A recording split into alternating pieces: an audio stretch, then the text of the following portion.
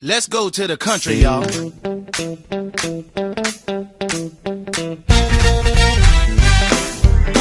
a mean world like this, what we need the Lord to do is send a revival, Lord. Send a revival. Send a revival.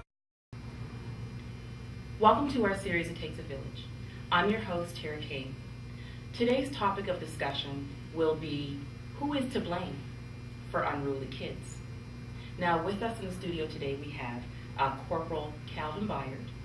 He is the corporal in charge of the Preston area. We also have with us Shelley Fashion.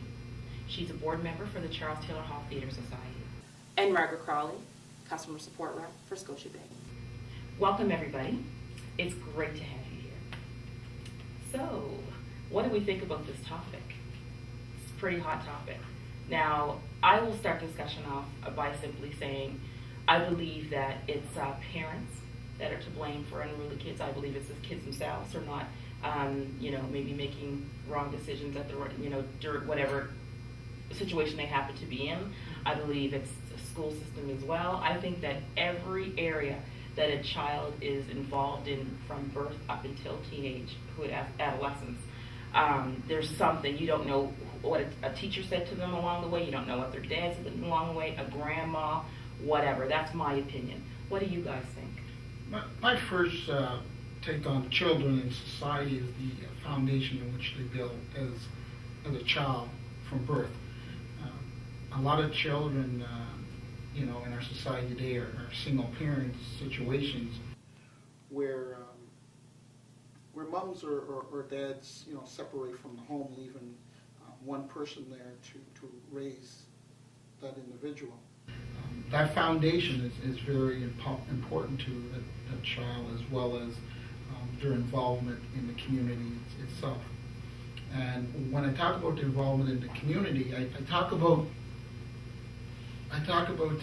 positive role models that these children surround themselves with.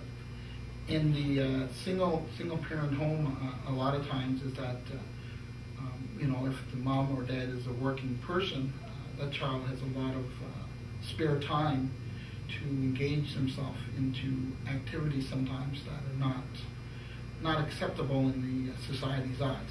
After school systems are very important for young people, and systems in place gives a child the foundation in development that turns them into good young men and women. In my role as a police officer, I see a lot of times we may respond to a home that's a single person situation, and through the contact and that type of situation talking, we learn sometimes that it is a situation where it's a single parent and they're working, and this child has the freedom after school not to engage himself into community activities. That's not for the most part. That's a very, very small percentage of single parents. The other thing is sometimes children themselves has their own minds, even if it's a situation where there is a family that's very tight, parent, mom and dad. This is very true. These children sometimes get out in society, and at home they could be this angel around the house, not allowing to experience anything at home because of the rules that are in place.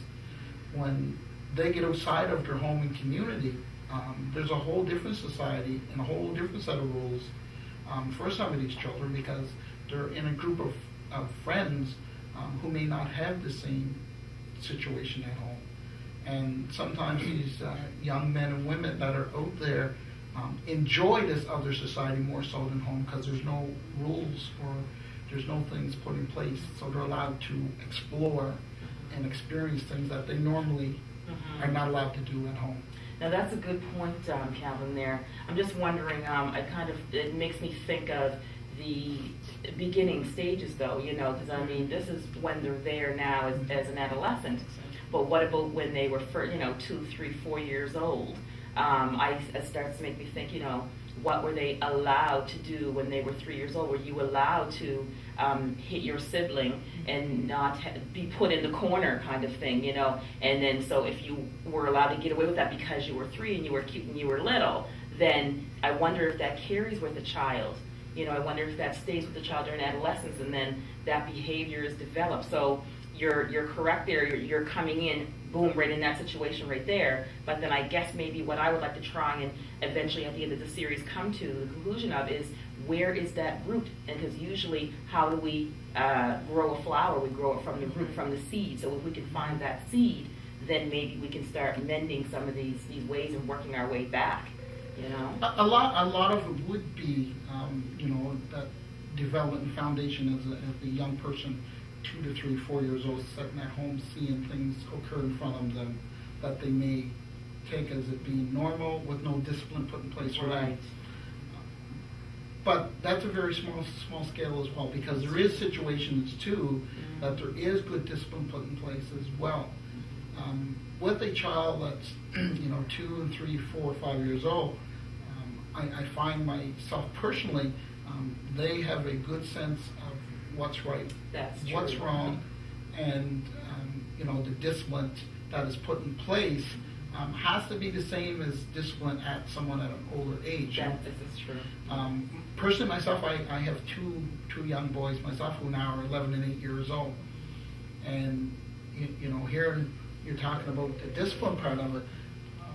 I myself as a dad, I want to see my boys obviously do well in life, and if I don't, or my wife or I don't put these systems or foundations and discipline in amongst all this in place,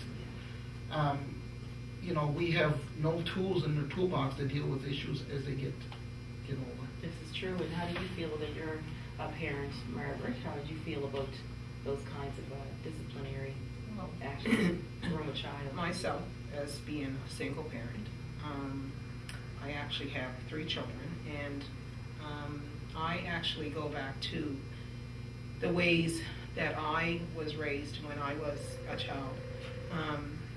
When you're a child and you're being disciplined, or you are in a household where there are rules, you sort of don't appreciate the way that you are raised when you are a child.